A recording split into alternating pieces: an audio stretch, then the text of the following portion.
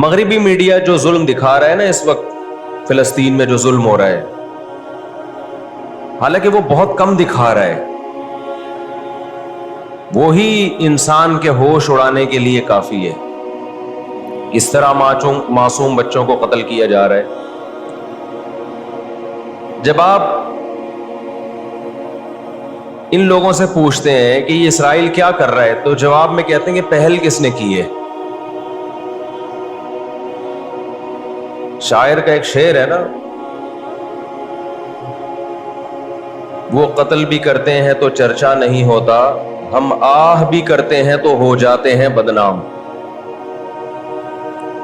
یہ پہل غزہ کی طرف سے نہیں ہوئی ہے، یہ فلسطینیوں کی طرف سے نہیں ہوئی ہے۔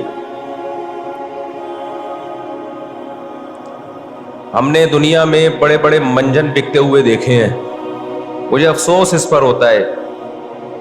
ہماری کرکٹ ٹیم انڈیا میں جب اس نے فلسطینیوں کے حق میں آواز اٹھائی تو بہت سے ہندوؤں نے ان کے خلاف احتجاج کیا۔ ساری دنیا کو معلوم ہے کہ اس جنگ میں صحیح کون ہے اور غلط کون ہے، ساری دنیا کو 2 اور 2 4 کی طرح معلوم ہے یہ بات۔ لیکن دنیا کی وہ عظیم طاقتیں جو صبح و شام ہمیں تہذیب سکھاتی ہیں، ہمیں دہشت گرد کہتے ہیں، ہمیں دنیا کا امن خراب کرنے والا کہتے ہیں، بار بار ہمیں تانا دیتے ہیں کہ اسلام تلوار سے پھیلا ہے، بار بار ہمیں دہشت گرد، اور چیکنگ کتنی ہوتی ہے۔ جو کوئی پاکستانی یا کوئی مسلمان جاتا ہے ان کنٹریز میں، کتنی زیادہ چیکنگ ہوتی ہے۔ آپ 40-50 سالوں کی تاریخ اٹھا کے دیکھو، آپ کو پتا چلے گا کہ یہ بڑی طاقتیں کیسے دنیا کی آنکھوں میں دھول جھونکنے کی کوشش کرتی ہیں۔ اتنا زبردست طریقے سے جھوٹ بولا جاتا ہے، اتنا زبردست، اور ایسا پروپیگنڈا کیا جاتا ہے کہ لوگ اس جھوٹ کو سچ سمجھنا شروع کر دیتے ہیں۔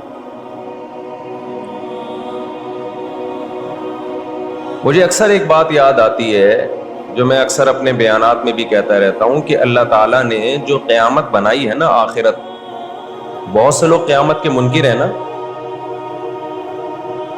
وہ کہتے ہیں مر کے مٹی ہو کے ختم ہو جاتے ہیں۔ سوال پیدا ہوتا ہے کہ دنیا میں اتنا کچھ غلط ہو رہا ہے کہ اگر اللہ نے انسانوں کو مار کے مٹی کر کے ختم کرنا تھا اور حساب و کتاب کا کوئی دن نہیں ہے، پھر معاذ اللہ سے بڑا دنیا میں کوئی ظالم نہیں ہے۔ پھر سب سے بڑا الزام اس خدا پہ ہے جس نے اس کائنات کو بنایا